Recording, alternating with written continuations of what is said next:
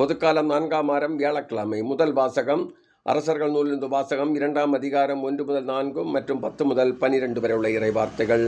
தாவீதின் இறுதிநாள் நெருங்கின போது அவர்தம் மகன் சாலோமனுக்கு பணித்து கூறியது இதுவே: அனைத்துலகும் போகும் வழியே நானும் போகிறேன்.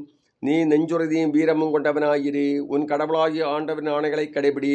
அவர் காட்டும் வழியில் நட. மோசேயின் சட்ட நூலில் எழுதப்பட்டுள்ள கடவுளுடைய நியமங்கள், விதிமுறைகள், நீதி சட்டங்கள், ஒழுங்குமுறைகள் ஆகியவற்றை கடைபிடி. இப்படி செய்தால் நீ செய்யும் காரியங்களிலும் செல்லும் இடங்களிலும் வெற்றி காண்பாய். ஏனெனில் ஆண்டவர் என்னை நோக்கி, உன் மைந்தர்கள் தங்கள் முழு இதயத்தோடும் முழு உள்ளத்தோடும் என் முன்னிலையில் உண்மையுடன் நடப்பார்களானால் இஸ்ரேலின் அரியணையில் அமர்வதற்கேற்ற ஒருவன் அவர்கள் இல்லாமல் போவதில்லை என்று எனக்கு கொடுத்த வாக்கு அப்போதுதான் நிலைத்திருக்கும்.